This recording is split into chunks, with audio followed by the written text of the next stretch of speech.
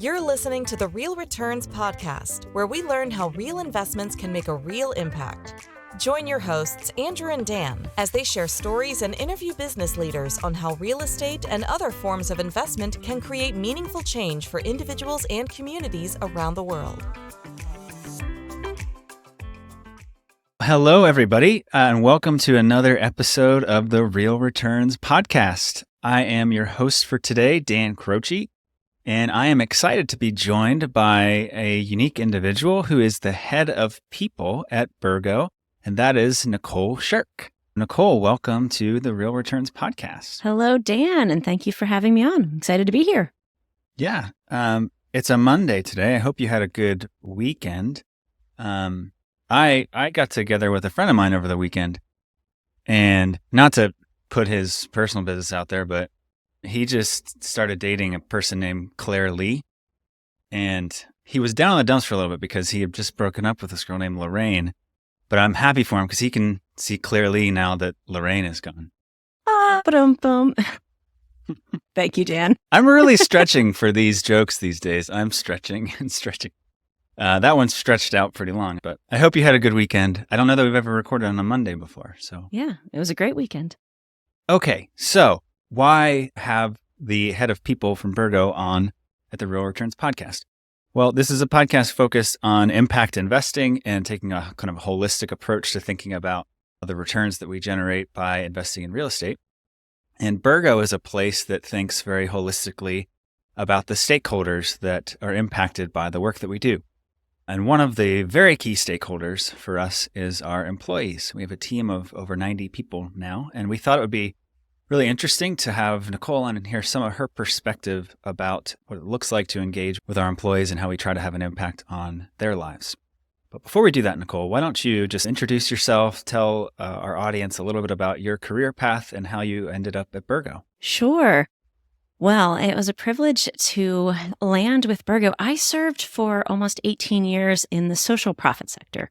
So I was working with college students, working with people working with college students, and loved the mobilization of people after a mission. And what I see as the continuing thread as I shifted towards leadership in that sector to Birgo was this idea of how are we about a mission, improving lives through real estate, and really rooted in core values, and finding the right people to help move that mission forward. And so it's been a joy to see work that I did helping equip and develop people, see that translate into a new setting here at Birgo.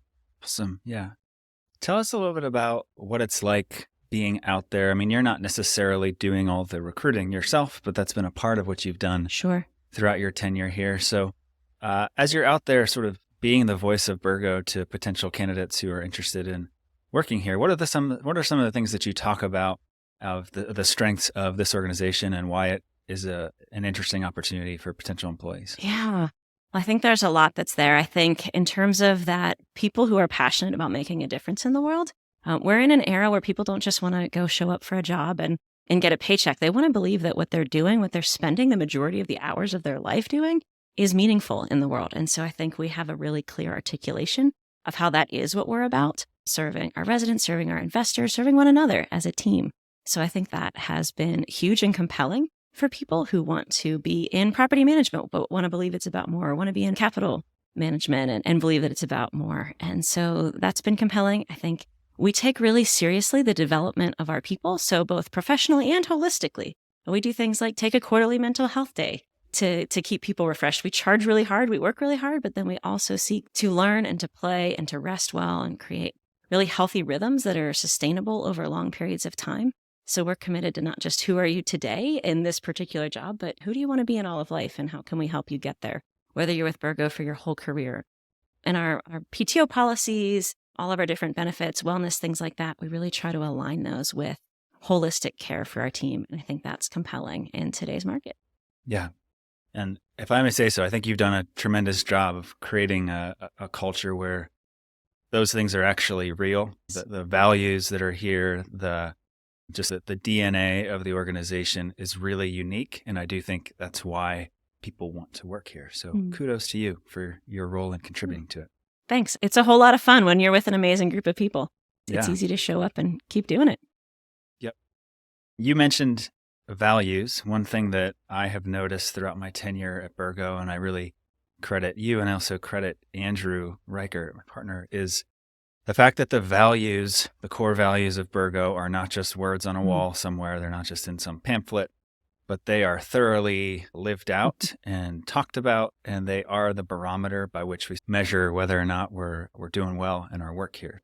Can you talk a little bit about values? What are they at Birgo, and how are they built into the culture? Yeah, sure. We want everyone to thrive, and that's we like the meaning of the word thrive itself, but it's also an acronym for teamwork, humility, rhinocerality, made up word there about charging hard after our highest priorities, integrity, vision, and excellence. And so when we think about those core values, we really are committed to, from the full duration of the employee life cycle, committed to living those out, screening for those when we're hiring, evaluating when we're doing performance management. We celebrate. We have a whole recognition system, a platform for celebrating when teammates see one another living out our values. They can give shout outs, and we honor people as they get those along the way. So really look to reinforce the stories that we tell in alignment with our core values, and really want to see people living that out day to day. And really, as the team is doing that and as they're celebrating it, it really keeps perpetuating those values. And that's been significant as we've expanded into new places to see that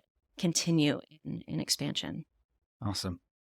I love the word rhinocerality. And had we used passion instead, it would have been thrive. So I think we maybe took a little liberty there to make the acronym work. But I think rhinocerality actually captures the spirit of something that we really do value around here. So. Yeah, and it's a great conversation starter with candidates as well when they want to be like, am I missing something? Is that a made-up word? Yes, it's a made-up word. But the conversation we have about what it means and what it looks like here is really fun. Yeah. Cool. That makes sense. Something that I think is interesting and probably a unique challenge about your role and making a cohesive culture here at Birgo is the fact that we have a really broad mix of types of people that work here so vertically integrated. Mm-hmm. So we have investment management, but we also have property management. That means we've got a lot of blue collar employees, we've got a lot of white collar employees, people with different skill sets, different backgrounds. How do you, in your role, try to make this a place that everyone can thrive regardless of where they are in the organization and what they do day in, day out? Yeah, it's a great question. It is a significant challenge, but it's a wonderful opportunity. And so I think a lot of it is affirming across the board how much we need each other. We really are a team that only can move forward if all the different parts of the team are working together. And so affirming the value from the maintenance technician who's on the front lines and working on a toilet to the person who's doing asset management analyst work, the entirety of the team has to work together for this whole to function. So I think first and foremost, affirming the value of every single team member is really key. But fundamentally, we want to be about listening to our employees. We're not presuming that we know always what they need, but actually having a cadence for whether it's really quick surveys and feedback or a really in-depth annual engagement survey where we're asking a lot of questions and we're making space and we're fostering all the time, we hope at least, open and honest dialogue. So really creating space for people to say what they see, to be able to speak up and say, this is really working, let's keep doing more of it. Or, hey, I see something that might be wrong. Can we help? Can we look at this? And so I think as we do that, we make space for all the different parts of the team and all the different gift sets that we have to work together.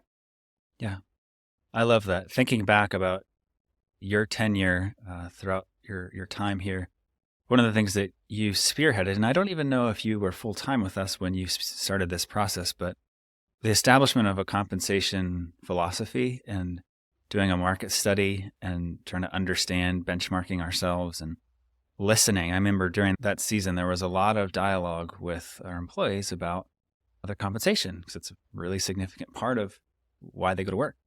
And I think you did a phenomenal job of listening across the spectrum and really gathering input from our team and not just making decisions from an ivory tower, but actually hearing people, hearing what matters to them and using that data and feedback to establish a framework of how we do what we do. So kudos to you for that as well. Different topic entirely, but something that I know you did in your past role in nonprofit leadership, but you led the process of entering new markets. And that's something that Birgo has done here in the past several years. So I'd be curious to hear your perspective on, as Birgo has gone from just a Pittsburgh company to a Pittsburgh company and a Buffalo company and a Cincinnati company and a Morgantown. What's it been like from a people perspective? Is it the same recruiting someone from Buffalo as it is in Pittsburgh, or are there nuances to what matters to someone in a different city? So what's that been like expanding? Yeah, that's a great question. So again, joys and challenges. Part of the fun is figuring out how do we hold the things that are most dear to us. So those the core purpose that we have, our core values, how do we really keep those front and center? Because those need to be unwavering as we expand into new places, but also remaining adaptable and malleable so that as we discover the quirks of different labor markets and how we're going to develop people, where we're going to find them, and even how they live out that little bit of distinct culture, allowing that and saying, hey, there's a core that we hold. And so when you meet someone from Birgo, you're going to know them from Birgo, but it's okay that they're also from Buffalo, and there's some Buffalo pride in there, some Cincinnati pride, West Virginia pride. And so it's really been fun to work with the team on what are we going to hold fast to and where are we going to be flexible. Our team in Buffalo, I think of particularly, they've done some really fun things in terms of how they decorate and they, integrating the rhinoceros. So rhinocerality, we talked a little bit about that, but, as sort of a mascot of sorts and decorating apartments that way. And so you just see t-shirts that they make that's for their team. And hey, it wasn't our marketing, it wasn't some kind of centralized function that did that, but actually allowing them space to explore that way. So yeah, different challenges, learning new markets, certainly lots of questions to ask. Hopefully we listen well when we go into a new place to get to know some of the opportunities and the challenges in that particular market, but really holding fast to what is most dear and then being flexible for the rest. Yeah, that's a great, I think, framework or sort of philosophy about how we do bring the things that are most core to us, but allow room for people to be themselves. And it has been fun to see little subcultures forming within Birgo and people showing some team spirit and finding ways to have fun and identify together as a group. I agree that it's neat to just see those things happen organically. And I think we root for it. I think it makes everybody's life more fun when they feel a part of something. Next one for you, again, sort of a distinctly different question, but EOS is the Entrepreneurial Operating System, and it's the system on which Birgo runs. I remember when we first leaned into using this system, I was kicking and screaming. I was not really into it because I personally I prefer a little bit of lack of structure. I like some organized chaos, but anyway, we have adopted EOS full on, and that really, I think, shapes someone's life as an employee here at Birgo. So can you talk about what is EOS and how does that impact someone's employment experience? Sure. The Entrepreneurial Operating System is really about organizing people and energy and getting everyone rowing in the same direction. So thinking about big picture vision and how do we all get aligned? When I came into Birgo initially, it was doing some consulting. Andrew and Dan and others had asked me to come in and explore, have some conversations with the team and let them know what I was seeing. And my recommendation, without knowing anything about EOS, was I think there's just a little too much confusion. I think we need some simplicity and clarity. And little did I know that simplicity and clarity are at the core of EOS. And that was one of the things the group was looking at also. And I think really, if we want to be about growth and we want to be charging after these really big goals, 1 billion in assets under management by 2030, we really do need to keep whatever we can that's can be simple and clear. It doesn't mean there's not a lot to do and that there aren't complications and complexities, but wherever possible, making it clearer and simpler is helpful. And so really EOS is about organizing around 6 key components and getting everyone on the same page and rowing in the same direction. And so the core tools that are there, the frameworks, as we've implemented those, I think we've helped to create rhythms, hopefully not just boring routines, but actually rhythms that are really good for us to pick our head up and think about the big picture and to kind of be heads down, gaining that traction moving forward, staying aligned around core values and core purpose, helping to look at our processes, learning how to get good at solving issues. EOS has an issue solving track, identify, discuss, and solve. And I'm really getting a lot better at identifying key root issues. EOS has been huge for Birgo in terms of building organizational capacity for growth by simplifying where possible and making things clear and just having a standard way that we do things that's rhythmic and keeps people rowing in the same direction. Yeah, I think that it has been tremendously beneficial for our team to have clarity. I think everyone, as you said, is rowing in the same direction. They understand where we're going. I think people appreciate being here because there's vision and the vision is clear and it's articulated and it's compelling. But it's also their work is contextualized every day Mm-hmm. within this operating system where, it does a phenomenal job of providing that clarity, helping everyone understand where they fit into the big picture, and even motivating them to be a part of that. It's been great. Okay, Nicole, thank you. It's a quicker episode today, just a quick internal one, but I think we got to know you a little bit, got a sense for how you view your role and how you've been involved in shaping culture here. Our last few minutes, I want to head to the lightning round and get to know you a All little right. bit personally. You could take this wherever you want. It can be recent, it can be a long time ago, personal, professional. What is your biggest win? Well, we had an amazing investor event a couple weeks ago, and it was so fun having been a part of a fully remote investor event the last couple of years to have a hybrid time where we actually had people physically in Birgo's space in our office was such a delight. It was really fun. So if I'm thinking about the last couple of weeks, that investor event's a big win. Yeah, I echo that. It was a lot of fun, and I think it was really effective. I think people felt cared for and invested in, so it was great. How about your favorite movie? Oh, probably have to keep coming back to Braveheart. Nothing's ever really taken it off of the top of the list for me. That's a really good one. It's one of my 3 favorite movies, but I absolutely love it. Good choice. What is your favorite food? Strawberries.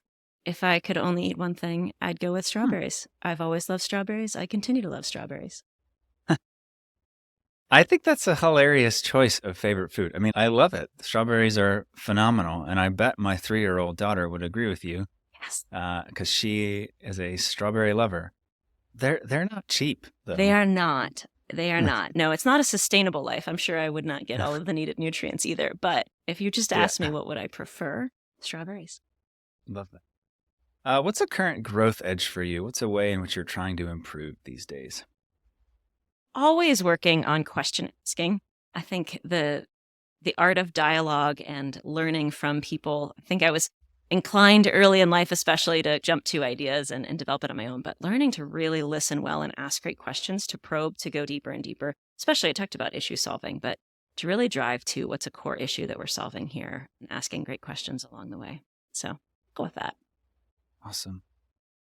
And what's some content you've taken in these days? A book or So we just reread Traction. We have some new leadership team members, and that's a key book to understanding EOS. So we read that together as a leadership team. We're reading A Cure for the Common Company as a people team to think really about holistic wellness and how we nurture that at the company. And then, on the podcast side, I really do love the Kelsey Brothers and the New Heights podcast. Guilty pleasure there. And I love the That's human awesome. story of Welcome to Wrexham. That's awesome. Good stuff. Thank you, Nicole, for being on the show today. How can our listeners find you after this? Sure. I'm on LinkedIn. Feel free to email, phone call, carrier pigeon. I can send you where I am and whatever works, but glad to connect. And if there's ways that I can be helpful to our audience, I would be thrilled to do so. Great. Well, thank you all for listening. I hope you found this episode to be educational about some of the internal dynamics here at Birgo. And we will see you next time. Thank you for joining us for this episode of the Real Returns Podcast. We hope that you learned something new about how you can invest to make a lasting impact on those around you. Please be sure to subscribe to our show wherever you listen to your podcasts, leave us a review, and share about us on social media. We hope you will join us for our next episode, where we will be continuing the conversation around impactful real estate investing.